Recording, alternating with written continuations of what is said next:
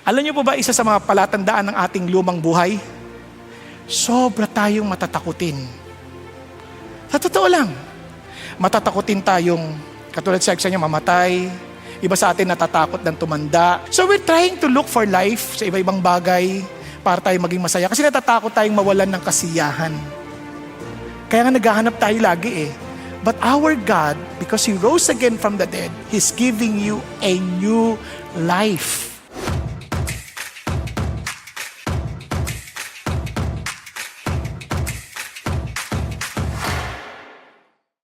Okay, alam niyo po ba ngayong araw na to, tayo po ay magsisimula sa ating pong bagong series. At itong series na ito ay nahati po sa iba't ibang season. No? Ito yung ating season 1. Ano po ba talaga ang problema? Ayan. Sa daigdig natin, ano ba talaga ang problema? Hindi naman din kaila sa inyo na ang laki ng hinaharap nating mga problema sa mga dating na araw. Isipin lang po ninyo, may digmaan, mayroong problema sa pagkain, may problema sa mga presyo ng bilihin, dahil nga yung gasolina lalamay, pataas ng pataas. Parang ano ba talaga, bakit tayo umaabot sa ganitong sitwasyon? Kaya nga po, kailangan din nating ipanalangin ang ating bagong Pangulo dahil napakabigat din ang kanyang hamong hinaharap. Pero alam po ninyo, itong maganda. Meron pong, sa Biblia na lang, ito napaka-importante, nagbigay ho ng aklat o liham na sumasagot po sa ganitong mga suliranin. Pinapaliwanag kung ano problema natin, anong solusyon sa problema natin, at gayon din, ano ang dapat nating gawin. Napakagandang paalala, kaya ho, yan ang ating pag-aaralan ngayon. Ang pag-uusapan po natin ay tungkol po sa aklat na siyang nagbago ng maraming buhay. No? Para maintindihan natin. Halimbawa lamang po, itong aklat na ating pag-aaralan sa mga susunod na mga linggo. Ito po ay natagpuan ng isang lalaki na talaga itong lalaki na to, pati yung nanay niya na si Monica, iyak ng iyak, palagi na lang umiiyak. Bakit umiiyak? Sobrang sukdulan ng sama ng taong ito. Babaero, hindi na, talagang very promiscuous, talagang sobrang ano po siya, talagang immoral ang kanyang pamumuhay. Surprisingly, noong mga 326 AD, kung di ako nagkakamali, 386 AD, siya po ay nakaupo sa isang hardin ng kanyang kaibigan, bigla na lang nag-uumiyak. Ba't siya nag-uumiyak? Kasi habang nakaupo siya doon, may mga batang nagkakantahan, kunin mo at basahin, kunin mo at basahin. Siguro kung hindi ko alam ang totoong kanta nun, siguro parang rap yan, kunin mo at basahin, kunin mo at basahin, kunin. Parang, ano siya, mayroon pong gumugulong na parang scroll, na piraso lang naman. At pagbasa niya, sabing ganoon, tigilan mo na ang kasamaan, at pagkatapos suutan mo ang iyong sarili ng Panginoon Kristo. Pagkabasa niyan, yung talata na yon, yung huling talata, iyak na siya ng iyak. At yung mamang yang naging bishop of Hippo. Kaya ang bigat, itong sinabi niya. Sabi niya, nung nabasa niya, wala na ako ibang babasahin, wala na ako ibang pangangailangan, agad, sa pagbasa niyang ganoon, sabi niya, nung sa huling bahagi ng pangungusap, talagang umapaw ang liwanag sa aking puso at lahat ng aking pagdududa, actually referring to God, lahat ng aking pagdududa, biglang nawala. At yun na naghimok sa kanya na siyang naka-impluensya sa maraming mga mananampalataya noong mga panahon na yon. Ang pangalan niya si Augustine of Hippo. Sa madalit salita, itong aklat na to, dahil sa pag-aaral na yun, nabago maraming buhay. Kaya nga sa ating pag-aaral, mapapansin ninyo, ito ay tungkol sa katwiran ng Diyos. Sa kanyang magandang balita, pinapakita sa unang kabanata pa lamang, unang 3 kabanata, yung problema. Dapat pinapakita yung solusyon. At pagkatapos yung kapangyarihan ng buhay natin bilang mga nakatanggap ng magandang balita na to. Biro mo bibigyan, hindi ka na lang na bigyan ng solusyon, binibigyan ka pa ng kapangyarihan magpatuloy. Nakita niya po? Tapos, pinakita pa yung kapangyarihan ng Diyos na nagbigay ng solusyon at papaano tayo magsisilbi para maipahayag yung katwiran na yan. Gusto niyo bang matutunan yan? Huwag kayo a-absent hanggang sa mga susunod na linggo, Huwag kayo a-absent. Ngayon, kaya, anong problema natin ngayon? Meron akong 2 balita sa inyo. Okay? Pero itong ating pag-uusapan, hindi ito masamang balita, magandang balita. Di ba? Ito ay good news. Siyempre may bad news, pero ma-appreciate natin yung bad news, kumbaga yung good news, pag nalaman na natin yung bad news. Okay ba yun? Kaya we have to share the good news. Actually, hindi mo kailangan iutos i-share yung good news kasi sa sobrang ganda ng balita, gusto mo ikalat. Kung talagang alam mo yung balita. Okay po? Kaya yan ang ating pag-uusapan kasi sa unang bahagi pa lang ng ating pag-aaralan, sa unang season, ito makita nyo yung good news. Ngayong araw yan, pag-uusapan natin. Next week, yung bad news para ma-appreciate natin yung good news. Okay ba yan?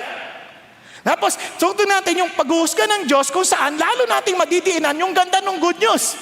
Okay? Tapos ito pong solusyon ng Diyos, pinakita para lalong ma-appreciate natin yung mabuting balitang ipagkakalob ng Diyos sa atin. Okay ba? Nagkakadinan tayo. Now, ito po ang masamang balitang gusto ko unang paintindihan natin muna para ma-appreciate natin to. Look at this. The gospel, the good news. Yan. 3C, PR. Madalas, pag narinig yung CPR, ang isip niya yung mga inatake sa puso. Tama? Kailangan mong buhayin. Tayo po, hindi lang tayo inatake sa puso. Patay na tayo. Sa totoo lang, wala na tayong pag-asa. Kaya yung ordinaryong CPR, hindi uubra. Kailangan supernatural CPR. Triple C, PR. Okay. Bakit? Kasi yung CPR sa ating intindi, cardiopulmonary resuscitation. Ito hindi. Ito ay itong gospel na to, para alam natin, tama ba yung gospel na hawak ko? Yung good news na sinasabi nila, tama ba yan? Ito po ay galing sa Diyos, ito po ay Christ-centered, at ito po ay talagang magtutulak sa atin para ibahagi. Tapos ito po ay kapangyarihan ng Diyos para magligtas. At ito po ay katwiran ng Diyos na ibinihis sa atin. Now, anong ibig sabihin ng triple CPR? Tingnan ho natin. Paul, a bondservant of Christ Jesus, called as an apostle, set apart for the gospel of God. Now, nasusundan po. Now, dito pa lang sa simula na to, pag-isipan nyo kagad, the gospel of God. Itong gospel na to, hindi to inimbento ng sino mang tao. Hindi ito parang, nagdesisyon si Pastor Peter magsimula ng CCF kasi meron siyang bagong gospel na ituturo sa mga tao. Hindi ganyan. It is something that God, parang God has a message for all of us. Ito yung kanyang gospel. He wants it to be broadcasted sa lahat ng mga tao. Hindi ito invento ng tao, hindi ito minamanufacture ng tao, hindi ito parang, ako, mayroong bagong gospel. Now, tuloy tayo. Tingnan niyo po kung gaano ka-tindi itong gospel na ito na galing sa Diyos. Remember, comes from God. Naintindihan po? Now, siyempre, eto na. Sabi ko nagulat siya dahil hindi man naintindihan ng mga kasama niya yung salita, dahil yung liwanag, nabulag siya talaga. Inalayan siya at sasabing ganoon. Sabi niya din, I said, what shall I do, Lord? Look at this. Doon mo maintindihan, a bondservant. Kaya pala ito si Paul, na talagang napakainit sa Diyos, biglang alipin ng karpintero, a bondservant of Jesus Christ. Naintindihan mo ba yung kinasabi niya? Yung karpintero ngayon, ako ngayon, alipin niya. Ang alipin, wala akong karapatan ng pansarili. Parang sinasabi niya, pag-aari na ako ng karpinterong ito. Nasusundan niyo po? Ikaw ba, kung alam mo si Jesus ang karpintero, papayag ka ba na pag-aari ka ng karpintero? Pero He knows that this is not just an ordinary carpenter. Siya yung aking Panginoon. Pag-aari niya ako. Kaya naman, bilang pag-aari niya, doulos, ang tawag niyan, bilang pag-aari niya, inutusan niya ako, He sent me out. Kaya ang tawag niya, I am an apostle, sent out by my God. Kapag naintindihan mo yung gospel, the gospel that comes from God, the moment na naintindihan mo sa buhay mo yan, hindi mo na pag-aari ang iyong sarili, pag-aari ka na ng Diyos. Kaya ang desisyon natin, hindi na yung desisyon na paya sa gusto natin, kundi yung desisyon natin, anong gusto ng aking Panginoong Diyos? Yun ang nature ng gospel. Yung nature ng gospel, if it comes from God, the moment I understand this gospel, bigla ako naapektuhan, I become a servant of the living God. Kaya yun na naintindihan natin. Katuloy tayo, tinan nyo. Kaya yung gospel, hindi ito advice. Ito ay from the word evangelion. Sabi niya, literally, good news. Yung you, good. Kaya marinig yun, eulogy. Magsabi ka ng mga magandang bagay tungkol sa namatay. You. Kasi sabi niya, yung angelion, ibig sabihin, angelion, ibig sabihin, angelos, ibig sabihin, angel. To herald. Ito yung tagapagsalita, tagapagbahagi. Kaya yung angelion is to proclaim and announce. Kasi sabi niya, this is the gospel. Ang gospel is not a good advice.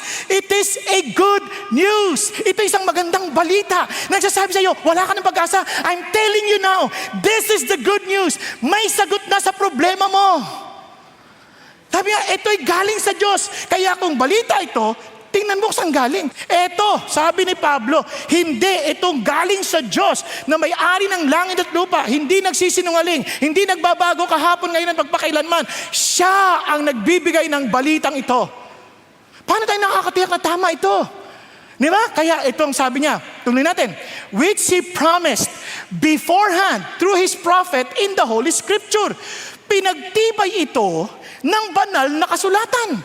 Itong napakaganda. Tuloy tayo. Sabi ganoon, concerning, kanino? Jesus. Kaya nga Christ-centered. Hindi lang to galing sa Diyos, ito ay Christ-centered kasi it has something to do with His Son, who was born of a descendant of David according to the flesh. Kasi may pangako ang Diyos na ang magiging tagapagligtas ng Israel ay manggagaling sa salinlahi ni David. Kasabi ni Paul, itong tungkol sa kanyang anak na si Jesus Christ, ito ay galing ka sa lahi ni David. Bakit importante yan? Hindi lang sa galing sa lahi ni David, pinagtibayan ng mga propeta mula sa banal na kasulatan. Na kung talagang seryoso tayo, listen to this. Kung naintindihan natin yung banal na kasulatan, which I do not have to discuss with you from Genesis to Revelation, nagkakaintindihan. Bakit importante yan? Kasi si Jesus Christ, here's the gospel, is the image of the invisible God. Sa madalit salita, ito problema natin. Dahil hiwalay tayo sa Diyos. Naalala sa Genesis, sabi ng Panginoon, huwag mong kakainin ang bunga ng kaalaman ng mabuti at masama. So anong implikasyon yan? Kapag kinain mo yan, parang ganito, pag hindi mo kinain, sinasabi mo, magiging dependent ka sa akin para malaman ang mabuti at masama. Tama ba? Kung hindi mo alam, hindi mo kakainin yan, ako magsasabi sa iyo kung masama o hindi. Tama? Sa katigasan ng ulo ng tao, gusto nilang maging independent sa Diyos. Kaya kinain nila. Kasi sabi na, hindi. Kami makakaalam ng mabuti at masama, kaya independent na kami. Binigyan sila ng Diyos ang pagkakataong humingi ng tawad. Marami tayong ganyan. We are so godly, but we have denied its power. So, hindi madali kasing magtiwala kung hindi mo siya kilala. Kaya nga sabi ng Panginoon Diyos, siyang naglikha ng lahat eh. Kaya tinan nyo He is before all things and in Him things hold together. Kaya nga sabog-sabog ang buhay natin pag wala si Jesus eh. Jesus hold things together. Siyang naglalagay sa tamang lugar. Kaya ito nga, sabi niya, and Jesus Christ, and alam niyo po ba what He was saying? And this is the gospel. It came from God and He is God Himself. Kasi nahiwalay tayo sa Diyos eh. And God is giving us and telling us, ako na, nagsukusang bumabalik at para makipag-ayos sa'yo. Ako na gumagawa ng paraan dahil hindi mo kakayanin. Eto na, ako na. Kaya hindi siya good advice. Siya ay gospel, good news. Ito yung napakamagandang balita. God Himself came to us. God Himself. Napakagandang balita. Kasi kung tayo lang, madidepress tayo. Kaya nga, ang sabi ni Lord, pinagtibay ko na sa iyo, ako na mismo, the record of the genealogy of Jesus, the Messiah, the son of David, the son of Abraham. Kaya kung sino man ang umaangkin na siya yung tagapagligtas, hindi naman siya Hudyo, hindi naman siya galing sa linya ni Huda, hindi pa siya galing kay David, hindi pa siya, di ba, hindi man lang siya dumaan kay Abraham. Bulaan yan. Hindi siyang tunay na anak ng Diyos. Ang tunay lang, yan. Kasi wala nang iba, si Jesus lang. Nagkakaintindihan po? Kaya yung gospel niya nakasentro kay Jesus, hindi sa organisasyon, kay Jesus lang. CCF cannot save you. Only Jesus can. Kaya nga alam niyo po, maraming tao, pag tinanong niyo, paano ba maging Christian? Kailangan lumakad ka kapareho ni Jesus. Ano ka ba? Hindi mo kakayanin. Ang kailangan, tanggapin mo ang magandang balita, dumating na siya. Ang tanong, susunod ka ba? Kaya naman, sabi, tinan nyo who was declared the Son of God with power by the resurrection from the dead. Alam nyo, lahat ng pag-aangkin ni Jesus bilang tagapagligtas, walang kwenta yan. Kung hindi siya nabuhay magmuli. Kasi tayo lahat mamamatay. Tama? Ang problema, sino makapagtatagumpay laban sa kamatayan? Lahat tayo, kaya nga takot tayo mamatay eh. Kaya walang nagtatapang-tapangan. Marami nagtatapang-tapangan. Hindi ako takot.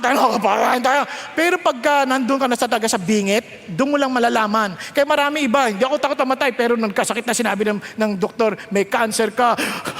Hindi na makatulog. Lord, may cancer ako, mamamatay na ako, Lord. Kailangan, pagalingin mo ako na ito. Pagalingin mo ako. It takes a while. Bakit? Kasi nga hindi tayo nakakapit sa gospel. Nakakapit tayo sa sarili nating mga kakayanan. Kasi sabi ni Lord, hindi. Si Jesus Christ, He overcame death. Somebody overcame death. Naintindihan po natin? And here is Jesus Christ telling us all, I overcame death. Kaya I am the only way. I am the only truth. I am the only life. Wala nang death. Life. No one can come to the Father para manumbalik sa Diyos. Sabi niya, but through me. Kaya ang gospel, meron na tayong paraan para makabalik sa ating Diyos Ama, na siyang nagbigay ng kaayusan at totoong buhay sa ating lahat. Hindi langit. Ang langit ay bonus lang yun. Itong totoo, whom have I in heaven but you? Besides you, O God, there is nothing else. Hindi langit, si God. Pero kaya masarap ang langit kasi ang kasama mo, si God. Hello? Ang iyong tanging pag-ibig. Are you still there? Itong effect ng gospel. Kaya tingnan nyo, tuloy tayo. Ano sinasabi ng Lord? Kaya sabi niya, now I make known to you, brethren, the gospel which I preach to you, which also you receive, in which you also stand, by which you also are saved. Naligtas ka. Sabi niya, kung pinangahawakan mo to, ano yun? I delivered to you as of first importance what I also received. Ito natanggap ko lang. Hindi ko to inimbento, tinanggap ko lang. Kaya nga nung tinanggap ni Jesus, di ba nagpakita si Jesus sa kanya? Natanggap niya lang yung instruction na yon. That Christ died for our sins according to the scriptures. Ay, salamat. Yung kasalanan na naghiwalay sa akin sa Diyos, solved na. Forgiven na ako. Kung napatawad na ako, no ngayon? Nalalibing siya at siya ay bumangon ulit mula sa nung ikatlong araw ayon sa scripture. Ang sinasabi ng Diyos, nabuhay siya magmuli. So hindi na lamang tayo napatawad, binibigyan niya tayo ng bagong buhay. Hello? Alam niyo po ba isa sa mga palatandaan ng ating lumang buhay? Sobra tayong matatakutin. Sa totoo lang, matatakutin tayong, katulad sa niya, mamatay. Iba sa atin natatakot ng tumanda. Yung iba nga, tumitingin lang sa salamin, unti-unti na natatakot. Hindi kasi, dumami na yung linya ko, ang dami na, natatakot, ang dami natin kinakatakutan. So we're trying to look for life sa iba-ibang bagay para tayo maging masaya. Kasi natatakot tayong mawalan ng kasiyahan. Kaya nga naghahanap tayo lagi eh. But our God, because He rose again from the dead, He's giving you a new life. Bagong buhay. Pag sinabi mong bagong buhay, kumbaga kung pundido na yan, biglang nagkabuhay, nagkaroon ng liwanag. Di ba? Nagkaroon ng saysay. Nagkaroon ng sense. Salamat sa Diyos. Kaya sabi niya, kaya nagpakita siya kay Cephas, kaya bilang katibayan, nagpakita siya sa higit sa 500 tao, nagpakita siya kay James, at sa kahuli-hulihan, nagpakita rin siya kay Paul. Na dating terorista, hindi siya naniniwala, biglang napatunayan niya, totoo nga, dahil nagpakita si Jesus sa akin. Are you following? Kaya ang gospel na to is a person of God revealing Himself to us. God is not looking for us to be religious. We need to have an encounter with God. Tingnan nyo, pagka nagkaroon ka ng encounter sa Diyos. Balikan natin. It comes from God, it's God-centered, and compelled to share. Tingnan nyo ang epekto. I am under obligation to both the Greeks and to the barbarians, both to the wise and to the foolish. Ano sabi ni Paul? Because of this gospel, ako ngayon parang nagkautang. Kasi nakita ko na yung solusyon eh. Pag nakita mo yung solusyon, parang, kumbaga, pananagutan mo na rin, ibahagi sa iba. At itong sinasabi ni Pablo, kaya maging Grego yan, barbarian yan, o maging matalino yan, o mangmang yan.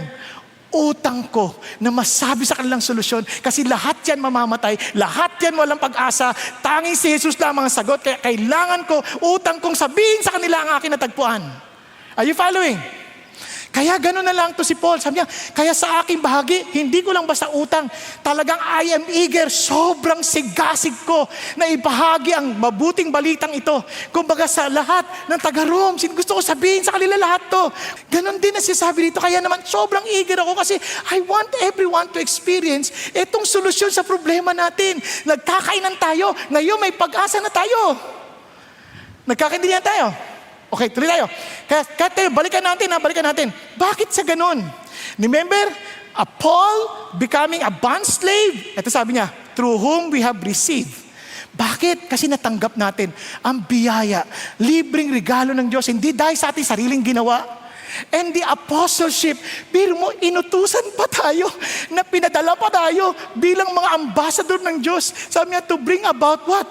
The obedience of faith. Hindi ito, si Christianism to, itong gospel na to, will give us the desire to obey God. Na dating parang, dakot tayo, ayoko nang sumunod, kaya ayoko, hindi ko kaya, ayoko na. Pero ito, God is giving us the power to obey. Kasi God has given us what? The power to be yung obedience faith. Kasi kaya being compelled. Kaya itong mga taon to, surprisingly, among all the, tinan mo siya. Among whom you also are the called of Jesus Christ. Sabi niya, hindi lang ako to. Kayo rin, tinawag kayo ng Panginoon Kristo. Sabi niya sa mga taga-Roma, yung sinulatan niya. And sabi niya nun, and you are beloved of God in Rome, called the saints. Ano siya sabi niya? Alam niyo, sobrang mahal kayo ng Diyos. This is exactly the effect of the gospel. The moment we understand this gospel, the moment we understand the good news, God is telling us, I love you. Marami sa atin, hindi natin naintindihan ang pagmamahal ng Diyos. Oftentimes we think, kailangan kong gawin to kasi hindi ako mahal ni God. Kung hindi ko to gagawin, hindi niya ako mahal. Kung hindi ko to gagawin, hindi ko siya mapiplease. No! God loves you not because of what you did, but because of what Jesus did on the cross. Mahal ka ni Jesus, hindi dahil mabait ka. Mahal ka ni Jesus dahil si Jesus mismo naging solusyon sa kakulangan natin dahil hindi natin kaya. Kaya nga, ibig mo sabihin, pag sinabi ko na kay Jesus, mahal mo rin, mahal din kita, gano'n na, okay na yun. Hindi, itong nakakatuwa. Habang nakatingin ka kay Jesus, hindi mo naiisip ang bumagsak. Alam niyo yung mga nag-aaral magbisikleta? Di ba habang iniisip mong babagsak ka talaga? Pero nag-aaral ka, tumingin ka na sa malayo. Tama? Tingin ka lang kay Jesus. Mahal na mahal ka ng Diyos. Yes, Lord. Nagulat ka, hindi na ako mababagsak. Hallelujah, hallelujah. Tama? Pero habang inisip mo, babagsak ako, baka hindi niya na ako tanggapin, babagsak ka talaga. Dahil hindi mo kakayanin. The gospel of God makes you reconciled with God and experiencing the very love of God. Maraming tao hindi na-experience ang pagmamahal ng Diyos. We know that God loves us. But most of us, we don't experience that. Hindi natin nararanasan. Bakit? Hindi tayo konektado sa gospel. Kaya na sinasabi ng Diyos, kaya, ito niyo, meron ka ngayong grace at peace from God. Kapayapaang hindi mo maintindihan. Sabi niya, our Father and the Lord Jesus Christ. At tingnan niyo sila, called as saints. Sa atin, ang intindi natin sa saints, kapag namatay isang tao, titingnan yung buhay, at pagka kinanonize, magiging saints. Tama? Sabi ni Lord, hindi kayo, tinawag ko na kayong saints. Buhay pa yung sinusulatan niya. Called as saints. Ang ibig sabihin ng saints, you are set apart. Hiniwalay ka for God's purpose. Tama ba? Kaya you are saint. Kaya kahit sa Corinthians, hindi pa rin sila matinong tao. Kaya nga magkakagulo sila sa Corinthians. Tinawag silang saints. Sa Ephesians, to the saints. Ang tawag sa mga followers of Jesus Christ, saints.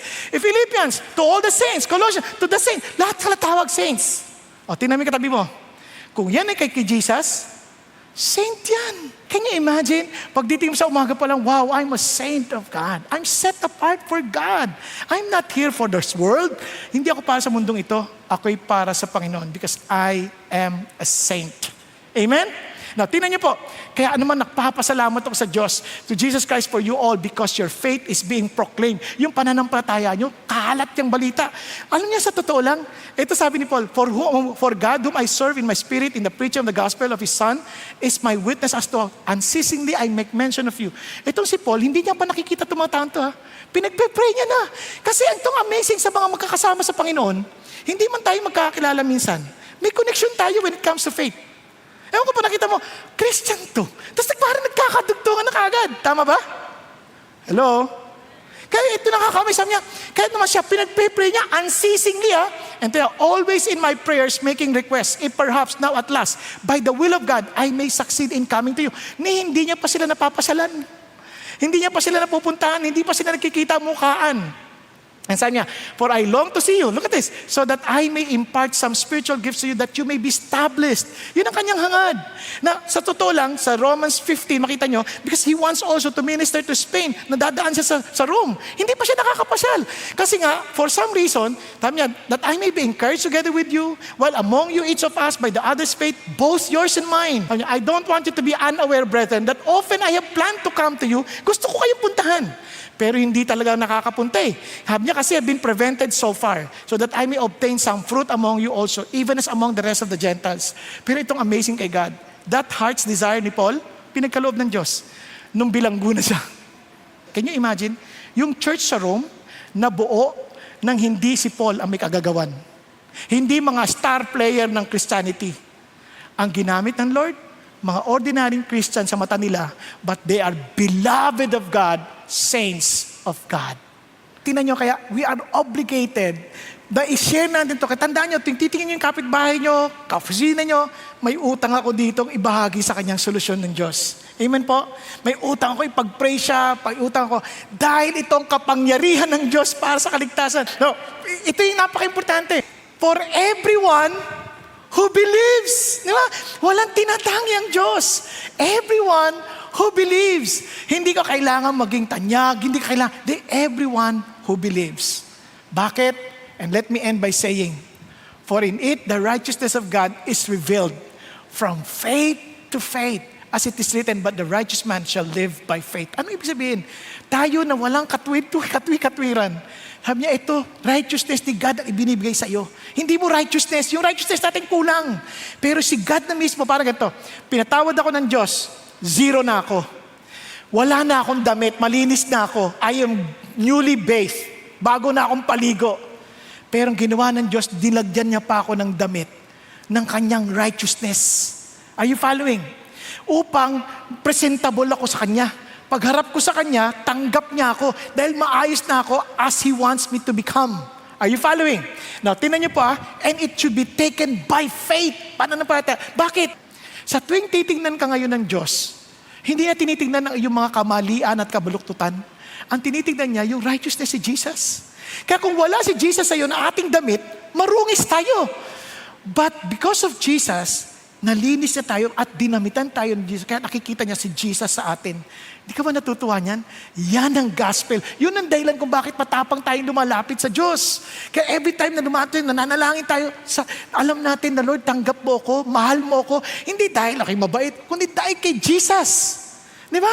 Kaya nga sabi nga ho, tinan nyo, yung gawa ng sarili yon, man-centered. Ang nakasentro kay Christ.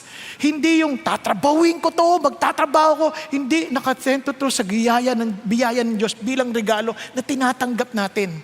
At ito, sabi ko, kailangan ko itong gawin para tanggapin at mahalin ako ni Jesus. Sabi niya, hindi. Pananampalataya ko kay Jesus, ay Jesus na ako nakatingin. At sabi niya, kaya naman, kay Jesus lang ako sumusunod. Kaya, hindi siya tiyak sa kalangitan. Kahit hindi ka naman welcome doon. Parang ganito, kahit alam mong pumunta ng langit, kung hindi mo kasama si Jesus, hindi ka tatanggapin. Pero, kapag kasama mo si Jesus, pagdating mo sa pintuan ng langit, si Jesus na kasama mo, hindi natatanungin, sino yung kasama mo? Ang sabi niyan, kasama mo ang kaibigan mo, alika, pasok kayo.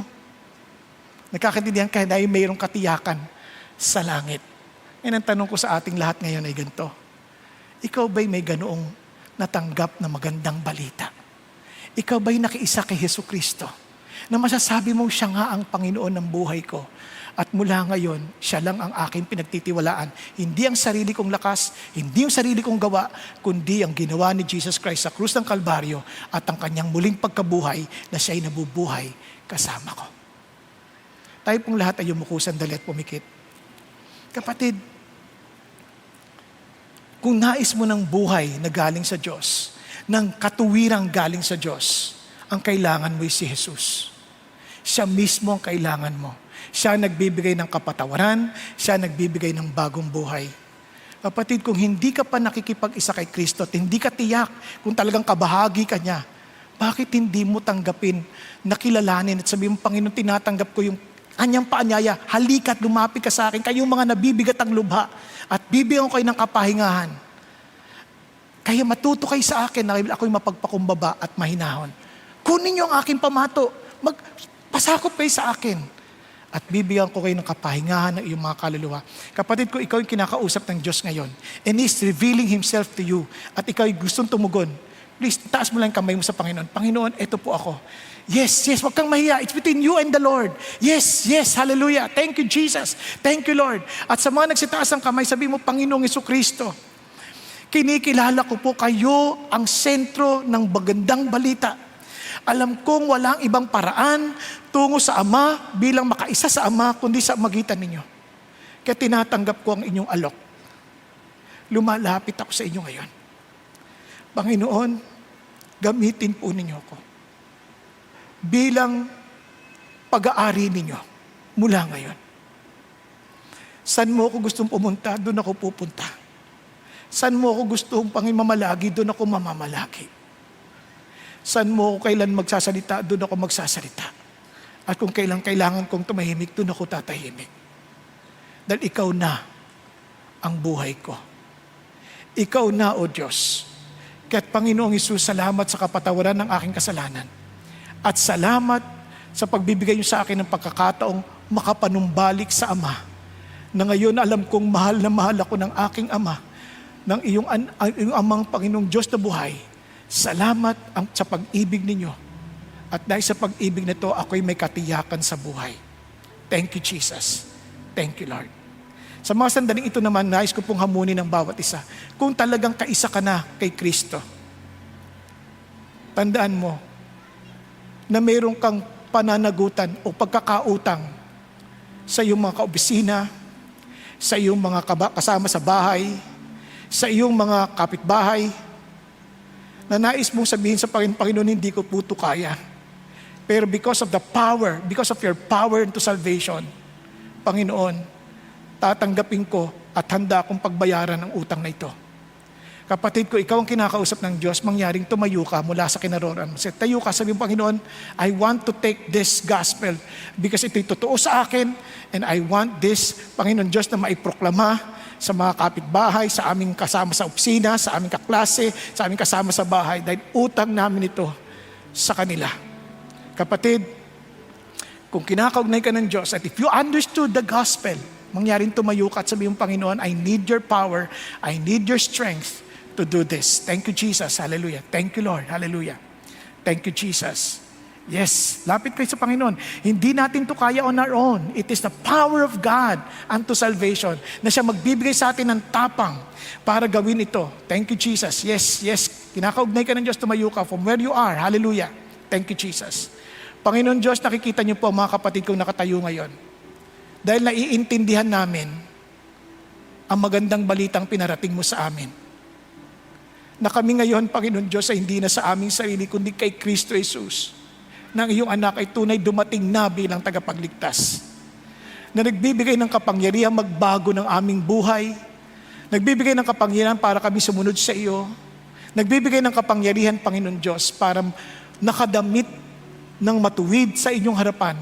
Na nagbibigay tapang sa amin para ipanalangin ang aming mga kasama sa trabaho, ang aming mga kaklase, ang aming mga kasama sa bahay.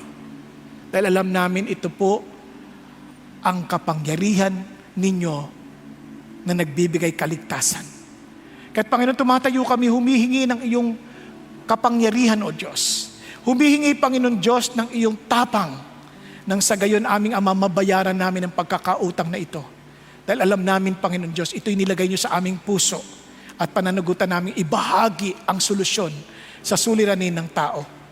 At umaasa kami, Panginoon Diyos, na maging ang mga kapitbahay namin, mga kamag-anak namin, mga, Panginoon Diyos, mga mahal namin sa buhay, mga kakilala, mga nakakasalubong, ay makaranas ng kaligtasan na nanggagaling sa inyo. At hiningi namin ito hindi maging kahihiyan sa amin at hindi maging guilt sa amin, kundi ito po isang matapang na ginagawa namin dahil alam namin ito'y para sa kanilang ikabubuti. Ito'y para sa kanilang buhay na walang hanggan. Thank you, Jesus. Thank you, Lord. And Father God, I pray for every family we represent. I pray, Lord Jesus, to allow all of us to carry this gospel, Father God, without shame. At gayon din, Panginoon, salamat sa buhay ni Tom. Pinapanalangin ko siya, Panginoon Diyos, ingatan niyo po siya, aming Ama. Alam ko po, Panginoon, maraming pasubok along the way, but I thank you for how you've been using him, O God. But cover him with your grace and protect him, Father God. And as you promised, Lord Jesus, that you will bring him home victoriously, Father God, when his time will come. Father God, thank you. Thank you, Lord. Kayo rin po magbibigay sa kanya ng maayos na pamilya sa kung papahintulot niyo, Panginoon Diyos, sa biyaya ninyo. Kayo po, Panginoon, na mag-iingat sa kanya. Lord, sa aming lahat, pinapanalangin namin, your protection be upon us and may your blessing be upon us to advance your kingdom and to proclaim the gospel, the good news of salvation. Thank you, God. We give you all praise and glory. In Jesus' name we pray. Amen, amen, and amen. God bless you.